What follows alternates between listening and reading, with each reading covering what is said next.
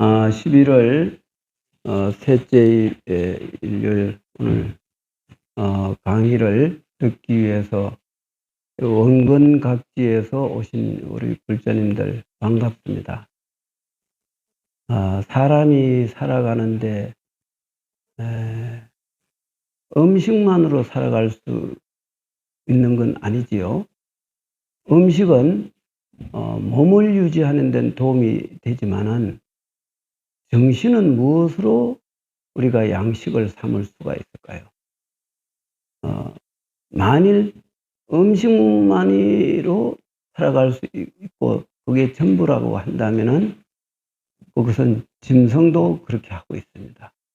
그러나 사람은 그 짐승과 다른 점은 정신세계를 가꿀 수 있고 키울 수 있고 또 높은 단계로 승화할 수가 있습니다. 우리는 법식을 먹기 위해서, 진리의 음식을 먹기 위해서 이렇게 오셨습니다. 인생에 있어서 가장 소중한 것은 이 몸뚱아리를 끌고 다니는 이 마음인데, 이 마음을 어떻게 가지느냐에 따라서 그 사람의 현재와 미래가 달라질 수 있습니다. 지금 시대는 급격한 변화를 시대에 살고 있습니다. 변화하는 시대에 우리 정신세계도 따라서 그 높은 단계로 진화하거나 변화하지 못한다면은 우리의 삶은 추락하게 되죠. 이 변화하고 전환되는 시기에 우리는 이 신신명이란 가르침이 가장 적절하다고 생각을 해서 이 본 강의를 하게 되었으니 다소 세속적인 관점에서 보면 현실적이지 않을 수 있지만은, 그러나 우리가 정신세계를 바로 가다듬고 나아가는 길을 추구한다면은 이 가르침은 더없이 좋은 가르침이 될 수 있습니다. 지난번에 신신명 제1강은 교재가 없었습니다. 왜 교재가 없었느냐면은 이 신신명의 첩구가 지도문안, 이 넉자가 굉장히 중요한 그 뜻이 담겨져 있기 때문에 요거를 강의하는데 1시간 소요가 될 거로 예상돼 갖고 교재를 안 만들었어요. 그래서 그 강의로 시간을 보냈는데 그럼에도 불구하고 또 뒤에 생각해 보니까 그 도에 대한 좀 더 핵심적이고 좀 더 우리가 깊이 생각해야 할 부분이 좀 빠졌어요, 내가 생각할 적에. 그래서 요번에 이제 텍스트를 만들 적에 그 첩구, 지도문안 유형간택 단막정의 통념명백 이 사구를 같이 넣었습니다. 그래서 이제 전번에는 일종의 서론격이 되고 지금이 이제 본론의 그 강의로 생각하면 되겠습니다. 지극한 도는 어렵지 않다. 사실 이게 굉장히 일반인이 생각할 적에는 역설적으로 볼 수가 있습니다. 도는 정득하기가 지구지난이라고 그러는데 어렵지 않다 했으니 이게 상당히 역설이 아닙니까? 그런데 여기에 뜻이 있어요. 그 뜻을 바로 이해하면 정말 세수하다 코 만지기보다 더 쉽다는 게 도란 말이에요. 그런데 그 뜻을 바르게 보지 못하면은 100천 그 높이의 그 기둥에 기름 바른 상태로 올라가는 것보다 더 어렵다. 방거사가 그렇게 말했죠. 그러면은 왜 그러냐? 망상심 속에서 도를 구하는 것은 그거는 모래를 삶아서 밥을 구하는 것과 같아 갖고 모래가 결코 밥은 될 수 없어요. 그래서 어려운 겁니다. 그러나 그 진리를 바르게 체득한 바탕에서는 그 깨달음이 올라가는 길은 그냥 사는 숨 쉬는 그 자체가 바로 도이기 때문에 따로 도라고 말할 게 별로 없어요. 그래서 생활 그대로가 도고 보는 그대로 도고 느끼는 그대로가 진리이기 때문에 진리를 밖으로 구할 적에는 어렵지만은 그 근본 성품 자리에서 바로 본다면은 보고 듣는 이 경계를 떠나서 진리가 따로 있는 것이 아니다. 이렇게 이제 보는 거죠. 그러면은 그렇게 바로 보려면은 무엇이 전제되어야 되느냐? 아상이 없어야 돼요. 무아가 되면은 그렇게 됩니다. 근데 무아가 안 된 상태에서 나라는 자아의식이 있는 바탕에서 아무리 도를 구해서 무진 노력을 하겠지만은 그것은 도라는 그 생각일 뿐이지 도가 아니라는 거죠. 그래서 도를 바르게 보면은 있는 그대로가 다 도가 되지만은 바르게 보지 못하면은 종일 도를 말해도 도가 아니라 망상이 되는 거죠. 팔만대장경을 다 외우고 그 설법이 뛰어나서 하늘에서 꽃비까지 내려주고 그렇게 한다 해도 하늘의 그 천신들을 감동할 수 있는 능력이 있다 해도 그것이 우리의 생각 속에서 이루어진 그 도는 결코 도가 아니라는 거예요. 그래서 구설거사 사부시에 보면은 그런 말이 나옵니다. 설법이 우레와 같고 그 하늘의 선녀가 꽃비를 내려준다 해도 망상으로서는 도가 될 수 없으니 이것 또한 허망한 것이다. 그렇게 설한 적이 있죠. 그래서 나는 이 도를 체득하기 위해서 가장 중요한 것은 무아가 되어야 된다는 거예요. 나라는 자아의식은 도에 들어가는 크나큰 장벽이에요. 이 장벽을 넘어서지 않으면 종일토록 도를 종행으로 설했다 해도 그거는 생각 속에서 일어난 도지 도 자체는 될 수가 없다는 거죠. 그래서 이런 그 설화가 있죠. 여기 태백산 여기서 한 30분 가면 태백시가 나오고 태백시에서 터널을 지나면은 정암사가 나옵니다. 깨끗할 정자 바위암자 정암사. 그 정암사가 창건 유래를 보면은 자장율서가 중국에서 문수보살을 만나서 그 부처님의 가사와 부처님 열반하신 뒤에 나온 사리와 그 한경 사국계가 되죠. 한경 사국의 그 개성이 이제 내가 지금 갑자기 생각이 안 나는데 아주 많이 다 알려진 개성인데도 우리 농성 법사님 한경 사국이 뭡니까? 그렇죠. 역시 우리 법사님 상당합니다. 약인용묘지 3세일집을 은간법계성 일체일심조.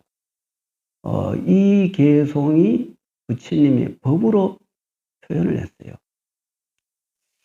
어째서 문수보살이 불법성 삼보를 자장율사에게 전했는데 그 부처님 사리는 부처님 몸에서 나온 그 진심사리니까 그건 불이 되고 그 가르침 약인용묘지 3세일체불 은간법계성 일체일심조.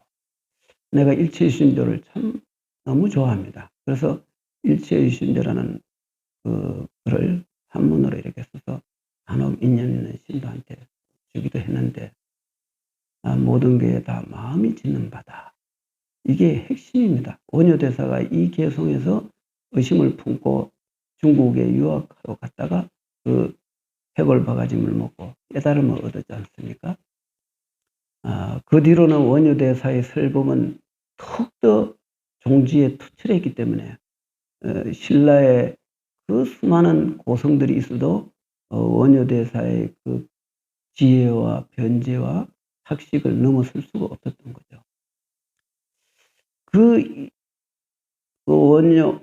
자장열사가 문수보살에게 이 환경 사구기를 받은 거예요. 그게 법이에요.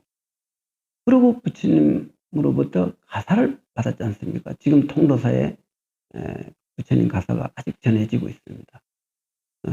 금난가사인데 아주 낡아갖고 2500년이 흘렀는데 아직 천이 그대로 있는데 건드리면 찢어져요. 그래서 아주 보관을 잘하고 있는데 그 가사가 바로 성입니다.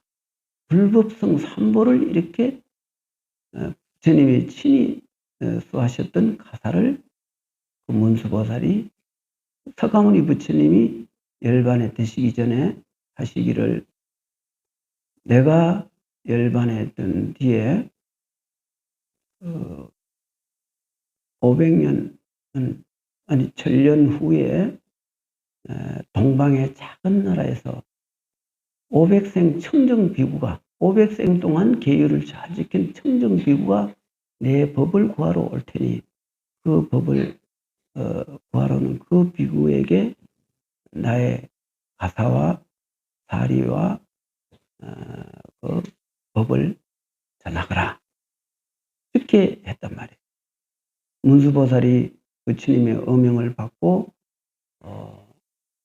이렇게 1000년을 중국 오대산에서 자장열사를 기다렸던 거죠. 그래서 자장열사는 아무 생각 없이 법을 구해서 오대산을 갔는데 호련히 조금 나이가 들은 그런 노스님으로 변장해서 문수보살이 나타나서 내가 그대를 기다리고 있었노라. 내가 일찍이 부처님으로부터 부탁을 받고 내가 이 법을 전하노라 하고 그 개성을 읊고 했단 말이에요. 그래서 자장열사가 문수보살에게 그걸 받고 우리나라에 와서 5대 보궁을 세우고 부처님 사리를 조금씩 다 나눠서 모셨는데 또 태백산 정암사에도 부처님 사리를 모셨죠. 근데 통도사 부처님 사리 탑은 뒤에 있으니까 뭐 확인이 됐지만은 나머지 4대 보궁은 사리를 어디 모시는지 아무도 못 찾아요. 그런데 자장열사가 문수보살에게 묻기를, 그러면은 그 문수보살님을 제가 저 동방에서 만날 수가 있습니까? 한번 친견할 기회가 있겠습니까? 하고 물으니 태백산, 너희 이 나라의 태백산이 매우 신령한 산이다. 그 산에 칡렁쿨이 그 감겨 있는 그 상갈반지라는 그런 칡렁쿨이 있는 거기에서 만나자. 이렇게 한 거예요. 그래서 그러면 명심하고 제가 그 때가 되면 그 상갈반지로 찾아가겠습니다. 이렇게 했단 말이에요. 내가 왜 이 이야기를 하느냐면 도에 대한 이야기를 하기 위해서 내가 조금 이야기가 길어졌어요. 그래서 거기에 그 초함을 짓고 정암사하고 해서 기다리고 시자 하나 됐고, 그래도 당대 신라 국의 국사였기 때문에 이제 그 나라에서 다 이렇게 보호를 하고 그랬는데, 그래서 거기서 이제 기다리고 있는데 어느 날 거지가 완전히 막 얼굴이 막 흙도 묻고 뭐 먼지도 뒤집어 쓴 채 엄청나게 지저분한 떨어진 옷을 입은 거지가 갑자기 와서 시자한테 여기 자장이가 어디 있느냐? 빨리 자장이 나오라 그래라. 이렇게 했단 말이에요. 그러니까 시자가 나와서 야단을 친 거예요. 어디 감히 큰 스님 이름을 함부로 부르고 있느냐고. 나라의 스승이고 임금도 예를 올리는 그런 그 위대한 신라의 가장 최고의 그 국가에서 받드는 스승인데 어디 거지 주제 그 대사 이름을 함부로 부르고 나오라니 이렇게 명령을 하느냐. 저리 가라. 이렇게 하니까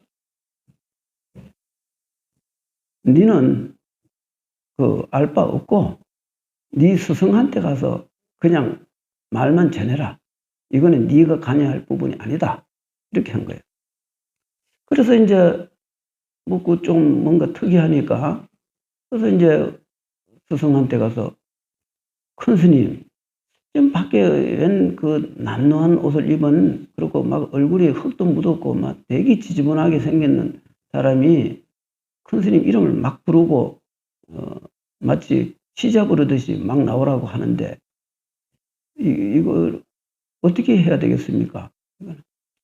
뭐 미친 사람인 것 같은데 그냥 내버려 둬라. 뭐 그렇다고 함부로 대하지는 말고 그냥 내버려 두면 된다. 그럼 자기 갈 길 알아서 가겠지. 예, 알겠습니다. 그러고 나와서 그냥 가던 길로 그냥 가시오. 우리 큰 스님은 쉽게 그렇게 만날 수 있는 분이 아니오. 이거는. 그래? 아상이 있는 사람이 어떻게 나를 볼 수 있겠나. 딱 그 한마디를 하고 망태기를 벗어 내던지니까 거기서 푸른 그 청사자가 나타나서 갑자기 그 거지가 문수보살로 바뀌면서 그 사자를 타고 산으로 올라가 버렸단 말이에요. 그 시자가 와서 아니 이렇게 상황이 벌어졌습니다 하니까 내가 문수보살을 내가 눈이 어두워서 그 문수보살을 내가 못 알아봤구나. 내가 이렇게 해갖고는 이 육체를 갖고는 따라갈 수가 없으니 내가 산매에 들어가야 되겠다. 산매에 들어가서 영체로 문수보살을 가서 칭견하고 와야지 도저히 안 되겠다. 이러고 산매에 들어가 버린 거예요. 산매에 들어가니까 숨을 안 쉬거든요. 지금 육조대사가 1400~500년 됐는데 보면은 산매에 들어간 모습 그대로거든요. 죽은 사람이 아니에요. 산매에 들어가면 뭐 천년 만년이 지나가도 이 피부가 썩지를 않아요. 그래서 자정열서가 내가 산매에 들어갔다 올 거니까 그런 줄 알고 있으라고 내가 문수보살을 칭견하고 와야 되겠다고. 그러고 갔는데 이 며칠 지나도 그 숨도 안 쉬고 그러니까 옆에 주변에 그 스님들이 와갖고 아니 돌아가셨는데 뭘 이렇게 화장을 안 하고 있느냐고. 그래고 화장을 해버렸어요. 그래갖고 돌아가셔 버린 거예요. 화장했으니 뭐 별 수 있어요? 산매에 들어간 걸 몰라보고 화장을 해버린 거죠.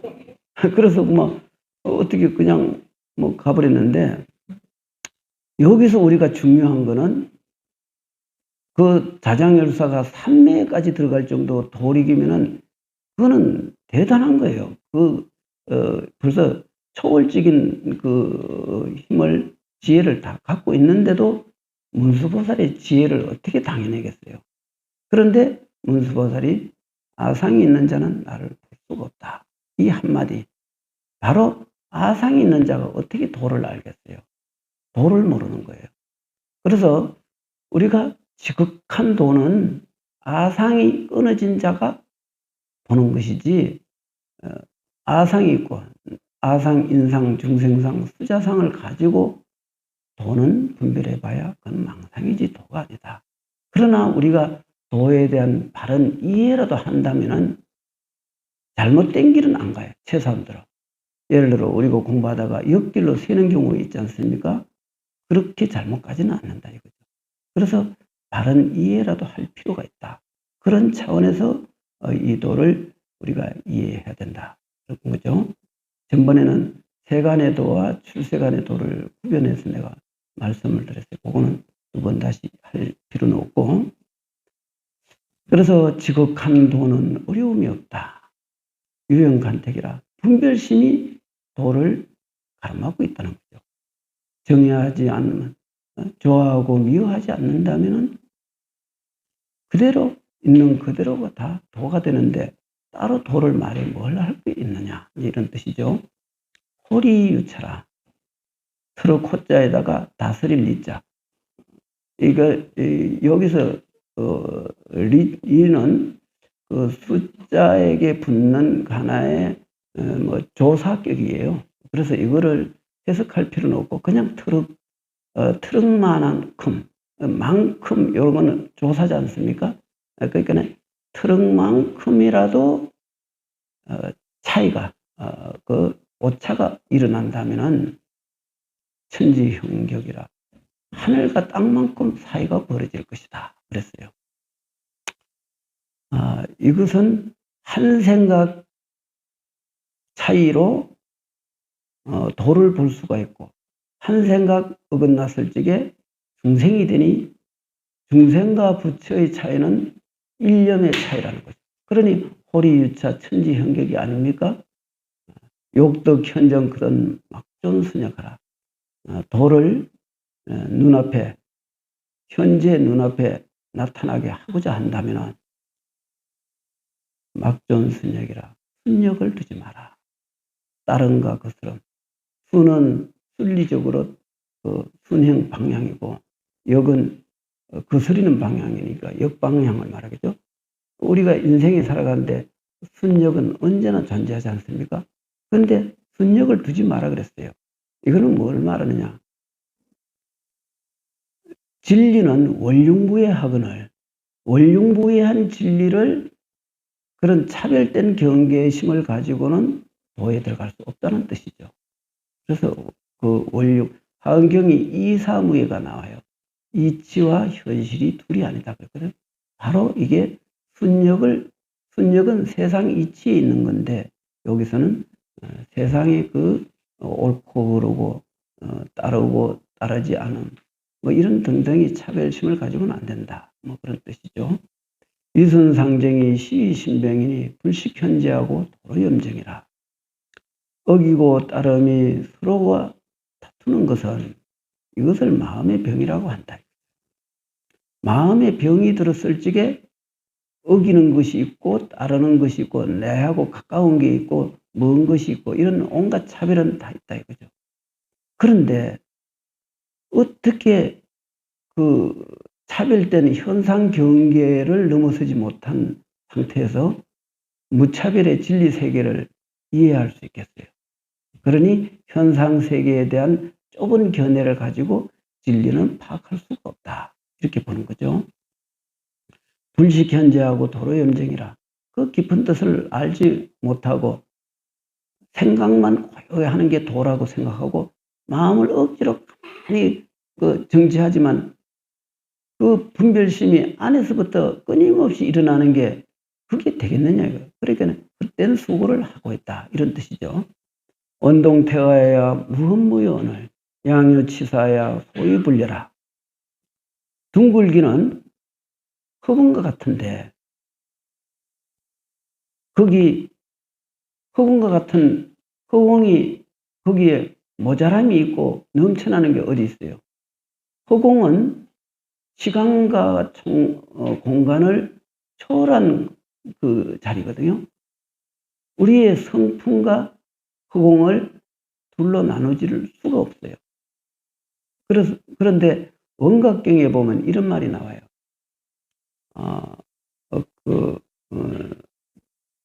무변허공이 각도현발이라. 끝없는 허공이 깨달음에서 나왔다 그랬어요. 끝없는 허공. 이것을 여기 원동태하고 이렇게 연결시켜서 우리가 이해를 해야 될 필요가 있어요. 무변허공, 끝이 없는 우리가 허공의 끝을 어떻게 추측할 수 있어요? 허공에 열반경에 보면은 부처님께서 이 허공을 무변 허공을 아란이나 그 소속의 경계로서는 그 허공을 헤아릴 수가 없다 그랬어요. 아란의 경지에서도 그건 모른다 그랬어요. 오직 십지보살 이상 그 도에 들어간 성인만이 허공의 성품을 알 수 있고 허공의 본질을 깨달을 수 있다 그랬어요. 그런데 그 큰 허공이 원각경에서 무변 허공이 각서의 한 말이라 깨달음에서 나왔다 그랬어요. 그 허공이라는 것도 결국은 깨달음에서 나쁜 바다. 그러면 또 이렇게 생각하면 안 돼요. 아, 깨달음이 먼저고 허공이 그 깨달음에서부터 나왔구나. 이렇게 생각하면 아주 잘못된 생각이에요. 그런 생각 절대 하면 안 돼요. 그럼 또 어떤 사람은 깨달음이 곧 허공이요, 허공이 곧 깨달음이라고 한 그 강의도 내가 한번 본 적이 있어요. 그게 어떤 분은 이 해석은 탁월한 해석이다 그랬는데 내가 봤을 적에 그거 역시 미진해. 그것 갖고는 안 돼.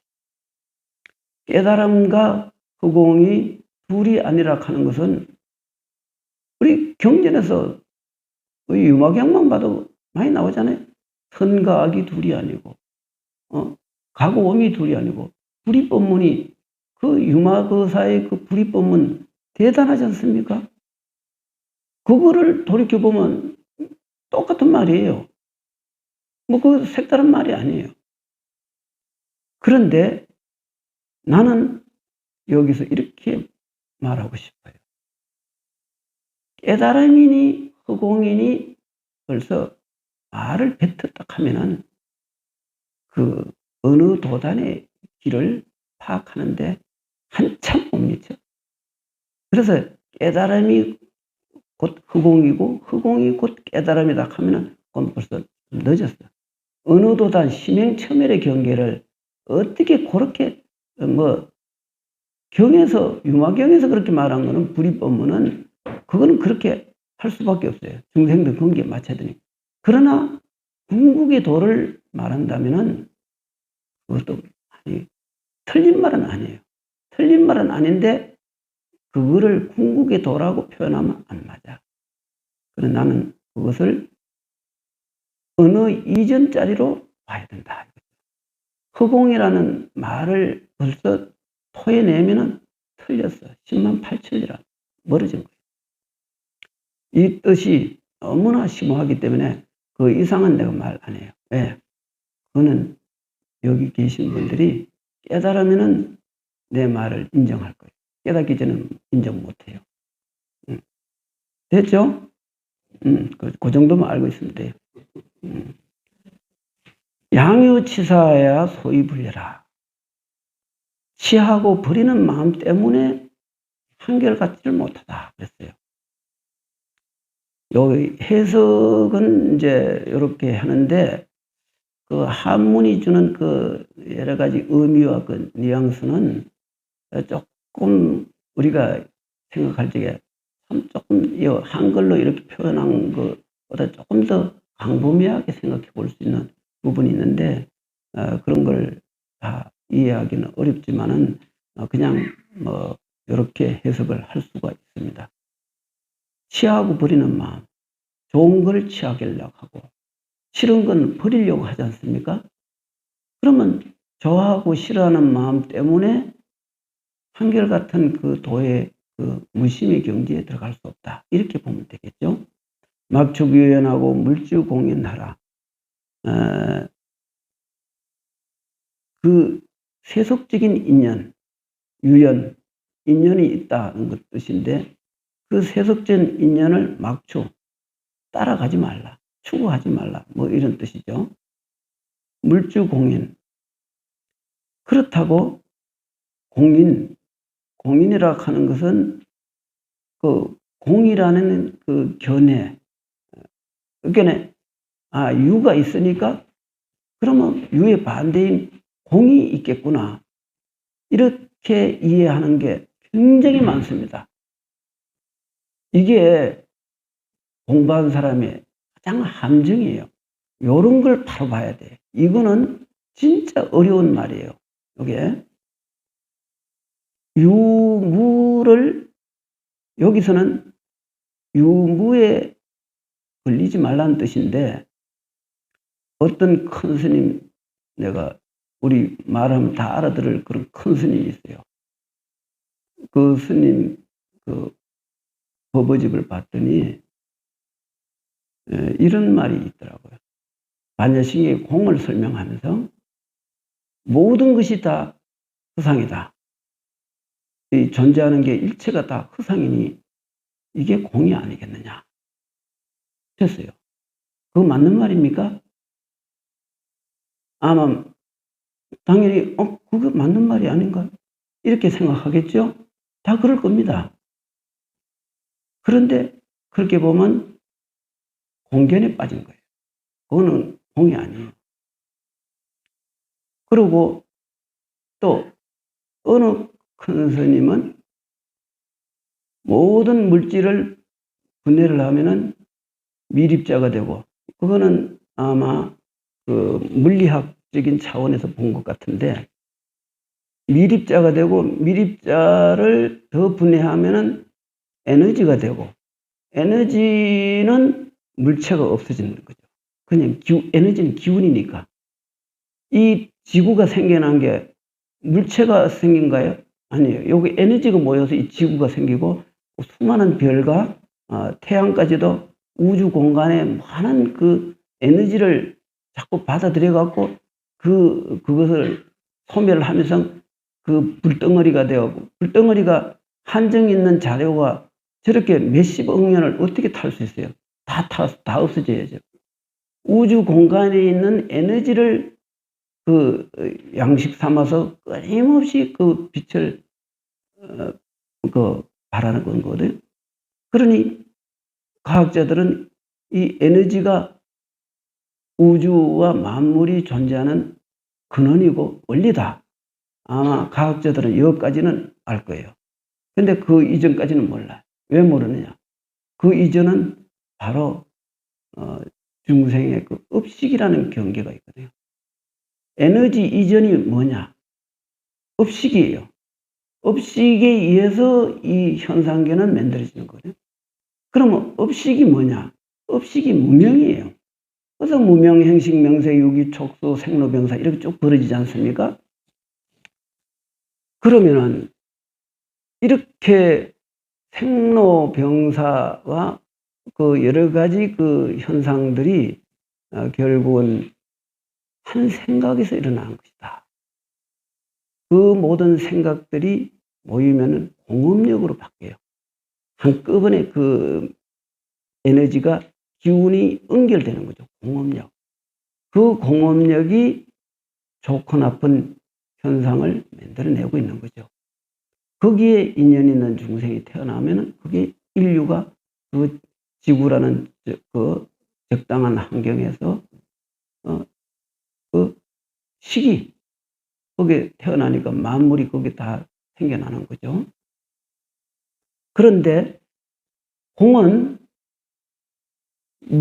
그 에너지화 됐을 적에 그거는 실체가 없으니 바로 공이 아니겠느냐. 그리고 에너지가 모였을 적에 이게 존재니까 유가 아니냐. 그럼 유무. 그건 그 존재하는 게 소멸되면은 그 형체가 없어져 버리니까, 그러니까 그게 공이 아니겠네. 이렇게 보는데 이건 큰 잘못이에요. 부처님이 그렇게 과학적 분석을 해서 공을 설명한 적이 없어요. 그렇게 본다면 정말 이건 곤란해. 근데 큰 스님이 그렇게 말했어요. 나는 여기에 대해서 상당히 큰 스님들이 이렇게 표현한 거에 굉장히 비참함을 느꼈어요. 왜 이렇게 알지도 못하고 왜 이렇게 말을 하는가? 난 이런 생각을 한 거죠. 공이라는 것은 유다, 무다 하는 그 개념 자체가 없어요. 거기 무슨 미립자가 어디 있고 뭐 존재가 어디 있어요. 그거 다 망상인데, 망상을 가지고는 실체를 파악한다는 게 어불성설이에요. 불가능해요. 왜냐하면 망상은 망상이니까. 아니 헛개비를 가지고 온갖 요소를 보려고 한들 거기 무슨 실체가 어디 있어요. 근거가 없는 건데.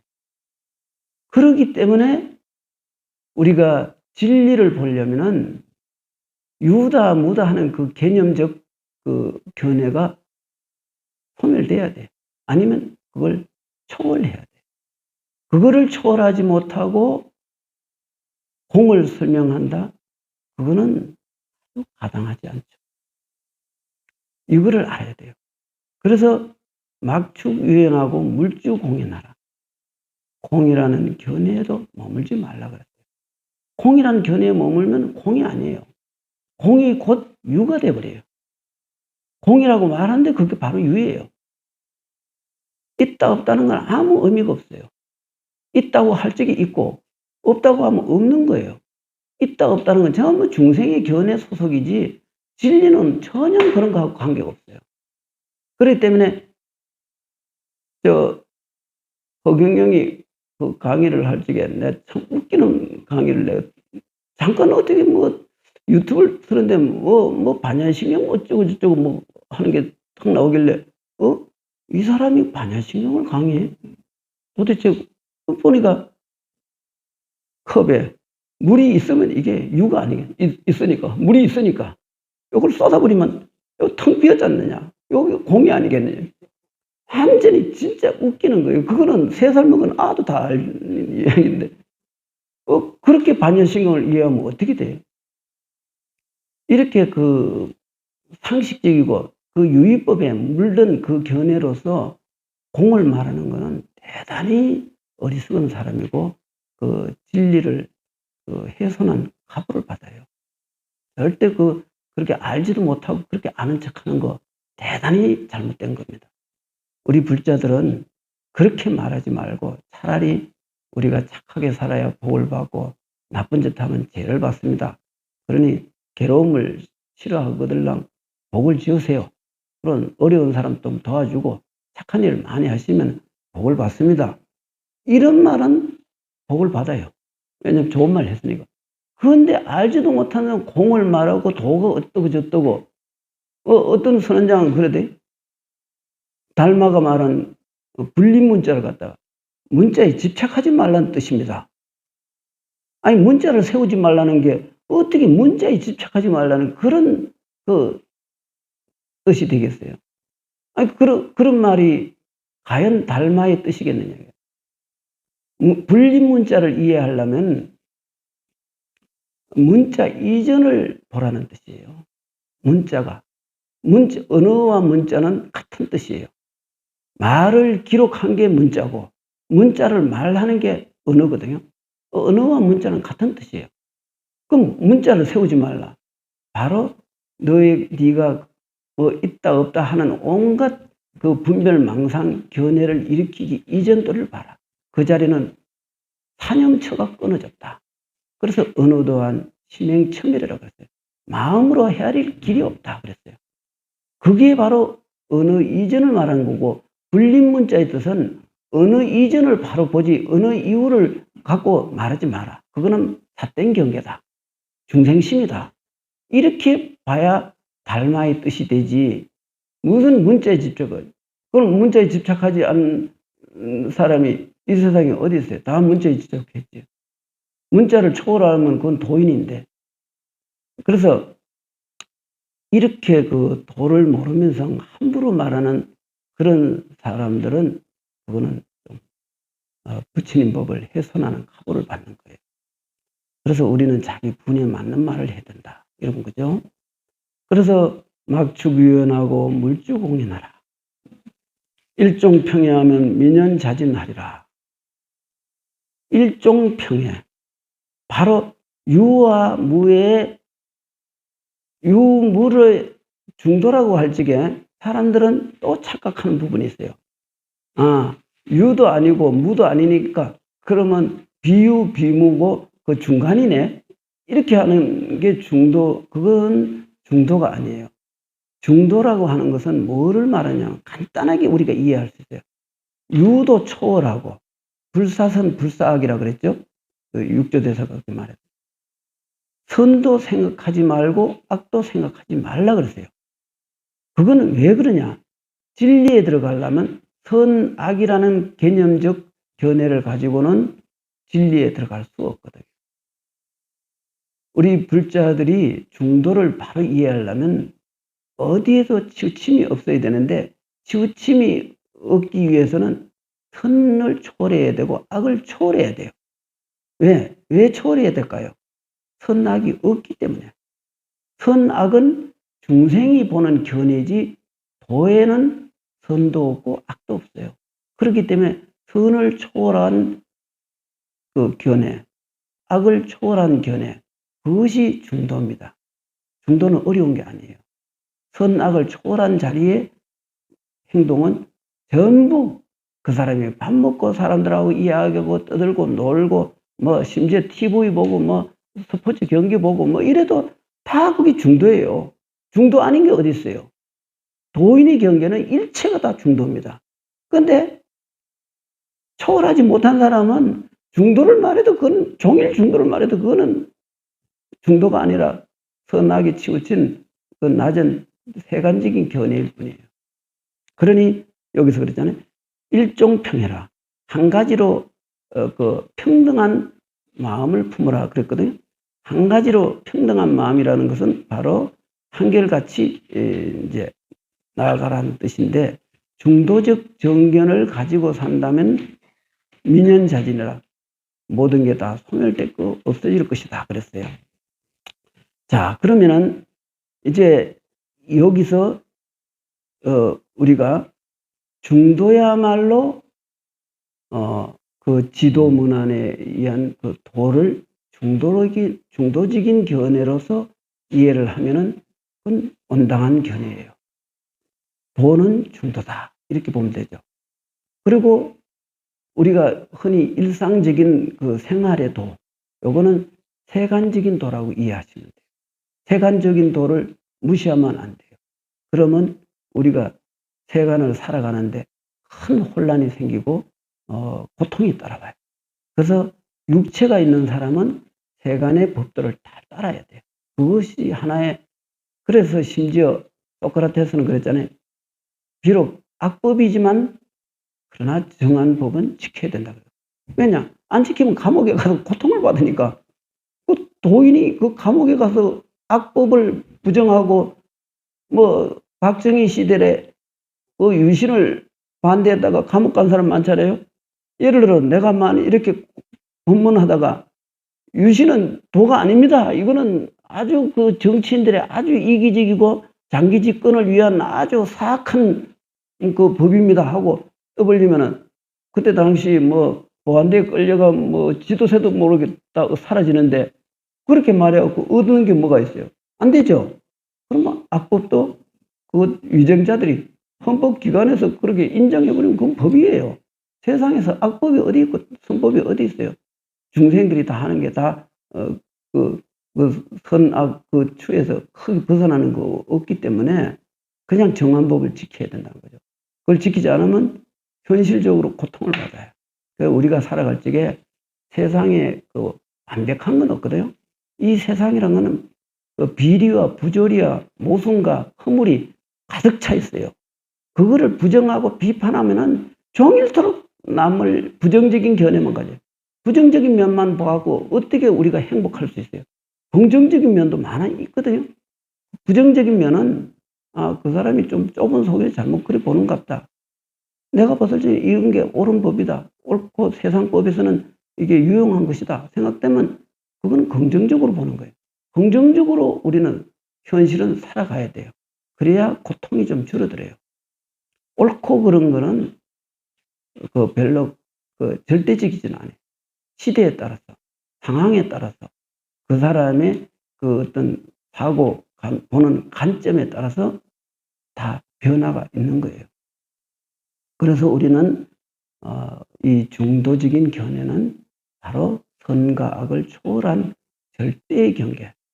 그래서 시간과 공간을 초월한 경계에서만이 그 중도를 바르게 대할 수 있고 중도적인 견지에서 우리가 일상생활을 영위할 수 있다.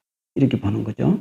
그래서 생활 속의 중도, 도적인 생활을 초월한 중도. 이 도에도 역시 두 가지 중도를 이렇게 이해를 하면은 우리가 현실을 살아가는데 흐물땜이 없을 겁니다. 그렇게 이해하시면 되겠습니다. 오늘은 내가 상당히 이거 좀 많이 정해왔는데 내가 강의가 조금 자꾸 길어지네요. 그럼 요건 다음번에 12월 달에 강의하기로 하고 나머지는 지금 요 강의에 혹시 뭔가 좀 의문이 있는 분은 질문을 해주시면 좋겠습니다. 내가 지금 시를 보도록 하겠습니다. 초겨울 속에서 초겨울 쌀쌀한 바람 불어오니 마른 나뭇잎은 땅 위에 뒹굴고 시냇가 물소리 끊임없이 들리는데 저 하늘의 흰구름 두둥실 떠간다. 창문을 열어놓고 가만히 앉았으니 보고 듣는 그대로 참모습이고 변화하는 그대로 영원하구나. 돌이켜 지난 날을 생각해보니 허공에 밭을 갈아 씨앗 뿌리고 뿌리 없는 나무 열매로 밥을 지어 오가는 사람에게 나누었구나. 10년을 변함없이 지내온 자여 봄, 가을 바뀌고 여름, 겨울 지나가도 본체는 언제나 그대로인데 어찌하여 어제 오늘 같지 않은가. 흘러가는 흰구름 세월 같다면 인생 또한 연기처럼 사라지는 것. 좋고 나쁜 세상사 꿈만 같으니 아무것도 애착할 일 없더라. 이 가운데 분명한 뜻 있으니 봄에는 꽃피고 가을엔 잎지는데 분명한 이 소식을 누구에게 말할까. 여기 3일 전에 제가 초겨울 쌀쌀한 그 기운을 보면서 이렇게 시를 한번 써봤습니다. 이 시에서 앞에 두 문단은 그냥 그대로 있는 그대로를 쓴 것이고 세 번째 문단에서 돌이켜 지난 날을 생각해 보니 허공에 밭을 갈아 씨앗 뿌리고 뿌리 없는 나무 열매로 밥을 지어 오가는 사람에게 나누었다 그랬어요. 요거는 우리 좀 이해가 잘 안 되죠? 그렇죠? 요거는 무슨 뜻이냐 하면은 우리가 현실을 환 속에서 산다 이거죠. 환. 그 깨비 속에서 살거든요. 이 환을 환으로 보면은 비하는 환 아닌 것은 진실이라고 해서 그 원각경이 나옵니다. 원각경 보안장 내 참 좋아하는 가르침인데 우리가 환을 환으로 보지 못하고 환을 진실로 보는 데서 오해와 착각과 고통과 괴로움이 따라와요. 그렇죠? 환을 환으로 봐야 돼요. 왜 환을 자꾸 진실로 보는가요? 진실로 보는 데서 문제가 생기는 거예요. 그래서 자 봐요. 돌이켜 지난 날을 생각해 보니 내가 이제 지난 날을 한번 살펴봤다 이거예요. 수행자는 항상 자신을 돌아볼 줄 알아야 되고 또 지나온 그 삶을 반조할 줄 알아야 돼요. 돌이킬 반자대 빛을 주자. 돌이켜서 왔던 길을 다시 돌이켜본다. 유턴한다. 뭐 이런 것도 되죠. 돌아보면은 분명히 거기 반성할 부분이 나와요. 이거는 현실적으로도 그렇습니다. 이렇게 지난 그 과거를 돌이키지 못하는 사람은 미래를 열어갈 수가 없어요. 미래는 과거의 연속성상에 있거든요. 과거가 뚝 잘라진 미래는 존재하지 않아요. 과거와 현재와 미래는 하나의 흐름 속에서 이어지기 때문에 과거를 볼 줄 모르는 사람은 미래를 열어갈 능력이 없어요. 우리는 항상 내 자신의 지난 날의 삶을 조용할 때 한 번씩 돌아봐야 돼요. 무엇이 문제였고 내 자신이 무엇이 잘못됐는지 10년을 변함없이 지내온 자여 봄, 가을 바뀌고 여름, 겨울 지나가도 본체는 언제나 그대로인데 어찌하여 어제 오늘 같지 않은가 했어요. 이거는 본체는 변함이 없지만 우리 현상은 시시때때 변화를 읽을 줄 알고 거기에 대처를 해야 되는데 왜 그게 어제의 생각이 오늘에까지 이어지지 못하고 또 바뀌느냐 이거죠. 그러면 안 된다는 거죠. 그리고 변화에 적응할 수 있는 지혜로움이 있어야 돼요. 본체는 원래 부동이에요. 근데 그러면 변화에 적응을 못하면은 그 변화에 의해서 혼란에 빠지는 거죠. 본체는 뭡니까? 도를 말하는 거고 변화는 작용을 말해요. 도에 의한 작용을 바로 보면 작용이 바로 근본이 되고 도가 되는데 도를 모르고 작용에 빠지면 작용이 재앙으로 바뀌어요. 우리가 이거를 꼭 명심해야 돼요. 작용을 보기 전에 도를 먼저 봐야 돼요. 그러면 우리가 불자들이 그 지극한 도를 어떻게 이해를 해요? 못하죠. 그러나 큰 의미에서 우리가 이해될 수 있는 선 안의 도는 뭡니까? 착하게 살고 마음을 닦고 마음을 일심으로 염불하다 보면 마음이 맑아져요. 맑아지는 그게 도입니다. 우리가 할 수 있는 도는 그거예요. 그 도에 입각해서 우리가 현실을 살아간다면 현실에서 다소 실수가 있었어. 또 뭐 여러 가지 어려움이 있고 뭐 좋고 나쁨이 있어요. 문제 하나도 없습니다. 왜냐하면 근본 뿌리가 아주 튼튼하기 때문에 그 어떤 세속적 세상에 혼란이 있어도 괜찮습니다. 그냥 넘어갈 수 있어요. 그리고 전체적인 흐름에서 혼자 어떻게 뭐 행복할 수는 없잖아요. 그런 건 이해해야죠. 그래서 어제 오늘이 왜 같지 않느냐.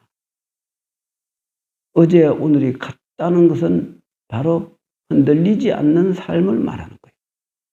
흘러가는 흰구름 세월 같다. 요거는 이제 쭉 그냥 있는 그대로 이해하면 되고 이 가운데 분명한 뜻이 있으니 봄에는 꽃피고 가을엔 잎지는데 분명한 이 소식을 누구에게 말할까?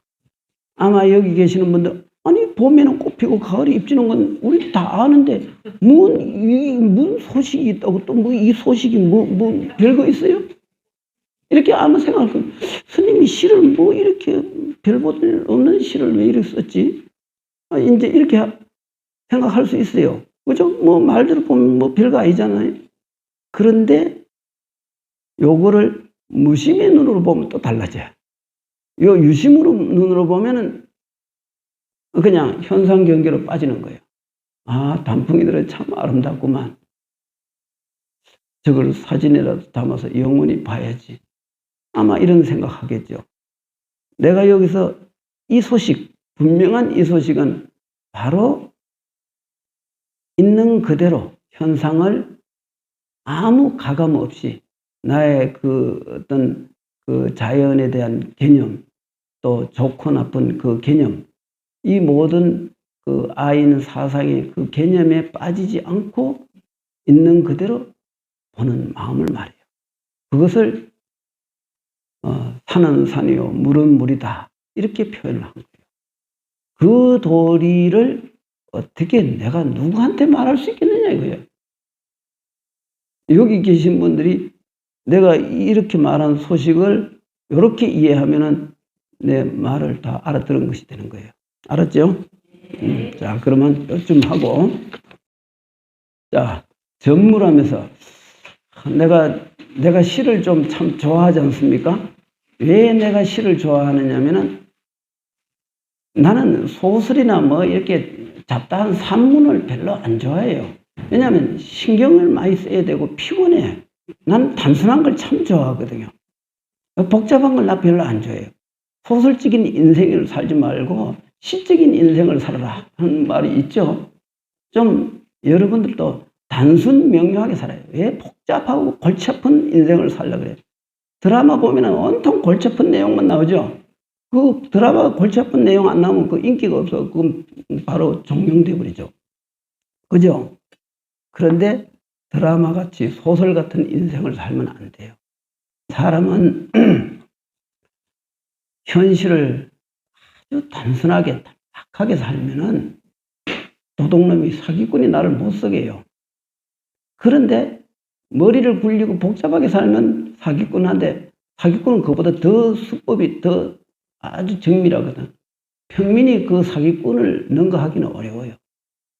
근데 단순한 사람한테는 속여 먹을 거리가 없어요. 그 단순한 뭐가 있어요? 아무것도 없어요. 요 어떤 보살은 내보고, 스님, 사람 조심하십시오. 사기꾼이 꽤 많습니다. 나는 아마 여기 지금 몇 사람도 있네. 근데 아니 사기꾼을 자꾸 조심하라는 거예요. 물론 나도 사기꾼한테 몇 번 당하긴 했죠. 근데 아니 내 주머니 돈이 그쪽으로 갔다고 해서 그 돈이 없어진 건 아니잖아요. 그 돈이 그 돈이잖아요. 어차피 돈은 허망한 건데 뭐 사기를 당했어요. 알고도 당하고 모르고 당하는 게 인생인데. 그런데 이렇게 시적인 인생은 아무 소유욕이 없어요. 왜냐하면 자연과 하나가 됐거든요. 참 삶이 아주 단조롭고 단순해요. 이렇게 신경이 안 써요. 그러면 어떤 효과가 있느냐? 나에겐 스트레스가 없어. 왜냐하면 단순하니까. 머리를 쓰면 스트레스를 한정없이 받아. 저거를 어떻게 내가 좀 어떻게 한번 해볼까? 이거 얼마나 피곤해요. 그 상대방도 방어를 하지 않습니까? 그 방어를 뚫고 그거를 이겨내는 게 쉽지 않거든. 사람들마다 다 나름대로 자기 방어력이 있거든요. 그 방어선을 뚫고 들어가는 게 쉬운 거 아니거든. 그죠?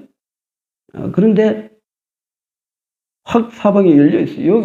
여기 울타리가 어디쯤 울타리를 쳐야 되겠어요? 영주 대성사도 울타리 없어요. 여기도 울타리 없어요. 밤 12시고 1시고 마음 놓고 들랑거려도 아무 문제 없어요. 그런데 우리는 소설적인 인생보다는 시적인 인생이 낭만이 있고 좀 멋이 있고 좀 사람이 좀 시원시원해. 좀 꽉 막힌 인생은 아니야. 그죠? 우리는 그런 인생을 사는 게 모르겠어요. 난 내 취향은 그런 취향이에요. 그래서 나를 속이려고 해봐야 아무 소용없어요. 왜냐면 나는 아무것도 없거든. 난 있는 대로 사는 사람이고 이 보이는 게 다야. 난 아무것도 없어. 나머지는 내 머릿속에 조금 있어요. 근데 이건 훔쳐갈 수가 없잖아요. 그죠?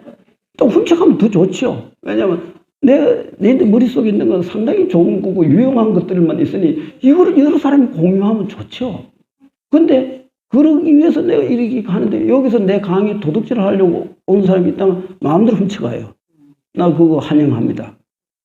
자, 전무람에서 오봉산 높고 깊은 바위골짜기에 그 가운데 물건을 굴리는 암자가 있다.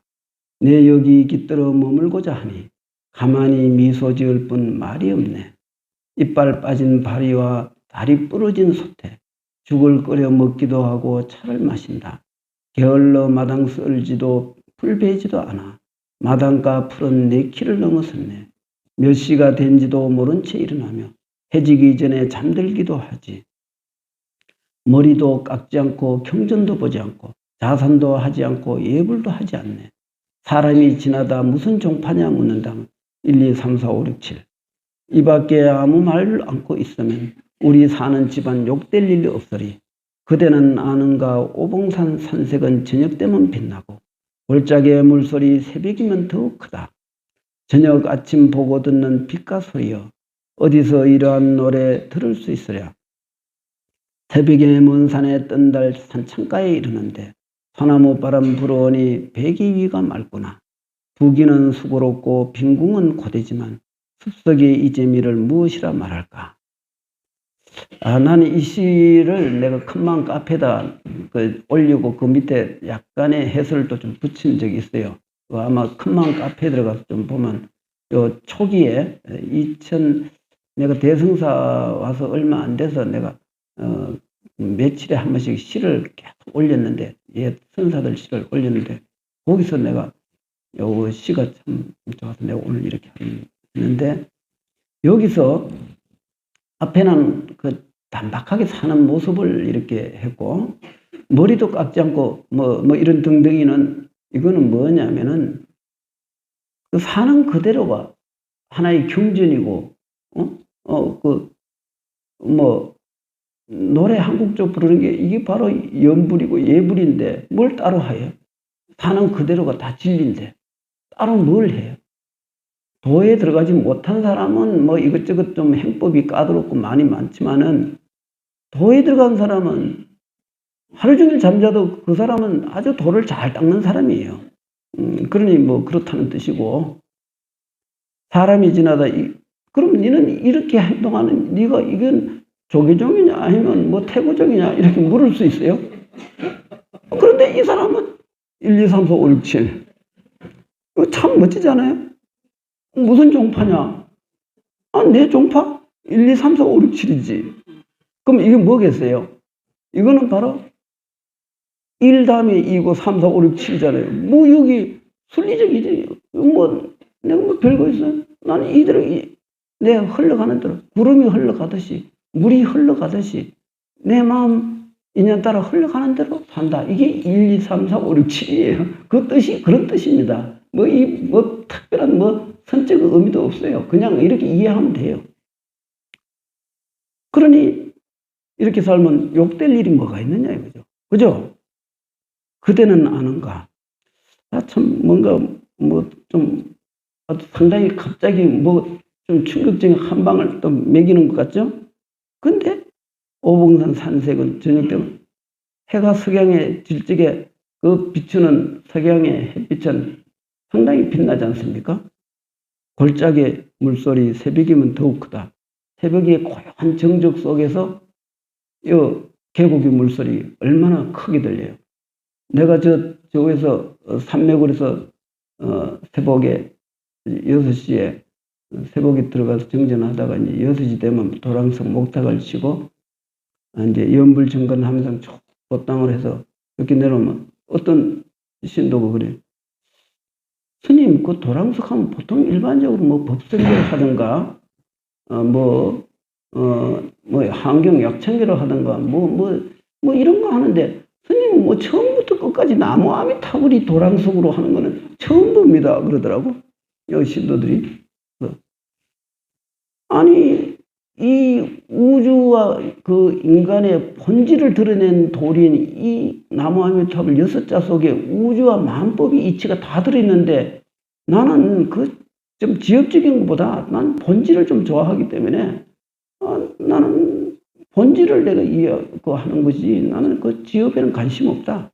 그러고 하는 건데 새벽에 여기 와서 도랑석을 합니다. 그럼 요 앞에 와서 도랑석 마치고 와서 예불 하고 나무 아미타불 정건을 1시간 정도 해요. 하고 나가면 이 앞에 계곡이 엄청 물소리가 세차잖아요. 아주 크게 들려. 새벽에는 더 크게 들리고 낮에는 좀 적게 들리고. 왜? 새벽은 조용하니까. 뭐 그런 뜻이죠. 이게. 그죠? 골짜기의 물소리 새벽이면 더욱 크다. 난 이 시가 하고 내가 공감이 가는 거죠. 뭐 특별한 뜻은 없어요. 이렇다 이거죠. 이렇다는 거는 있는 그대로 보라 이런 뜻이에요. 여기에 무슨 별다른 견해를 내지 말라 이런 거죠. 그러니 이 나머지도 맨 그런 뜻이에요. 다 같은 뜻이에요. 그냥 하나의 문장으로 이해하면 돼요. 이렇게 그 시를 통해서 인간의 그 막힌 정서를 뚫어서 뭔가 자연과 하나가 되는 그 느낌은 매우 좋습니다. 나는 그래서 시를 좋아하고 내가 시를 많이 쓰는 거는 시적인 그 감흥이 일어나면은 그때 시는 5분 만에 시를 한 편 써요. 근데 그 시가 아주 내겐데 만족도가 좀 높은 시가 나와요. 그것이 뭐냐면은 자연과 합일된 마음, 자연에 공감된 마음에서 쓰는 시는 어렵지 않아요. 아주 간단합니다. 그리고 내 시의 근원은 한산시의 근원을 두고 있어요. 나는 어릴 때 한산시를 보고 너무 좋아서 그 한산시를 참 많이 읽었어요. 다른 시는 재미가 없어서 못 읽어요. 근데 한산시만은 나는 굉장히 좋아요. 그래서 내 시풍은 한산시의 시풍을 따랐다. 이렇게 보면 됩니다. 그래서 아마 여기 계신 분들은 나중에 한산시 한번 읽어봐요. 거의 내 시하고 비슷합니다. 시풍이 똑같아요. 그래서 한산자가 문수보살 화신이죠. 그래도 그런 분들 좀 시풍을 따라야 뭔가 좀 멋이 있지 않습니까? 그죠? 우리는 성인들의 그를 좀 이렇게 흉내라도 내면은 좀 도움이 됩니다. 우리가 왜 내가 이렇게 신신명도 하나의 그 사언절로 이루어진 그 36송인 거 그런데 이거를 이렇게 선시를 내가 이렇게 하게 됐느냐면은 오늘날 같이 각박한 시대에 좀 시를 통해서 좀 삶의 여유를 좀 가져보자 하는 의도가 여기 있습니다. 여기 계시는 분들 시적인 그런 그 정서를 많이 가지시고 이렇게 그 뜻을 음미하면은 우리 삶이 더 풍요롭고 더 행복해질 수 있다는 것을 아시고 그래 지내시면 좋겠습니다. 성불하십시오. 네. 네, 선생님, 박수로 보내겠습니다.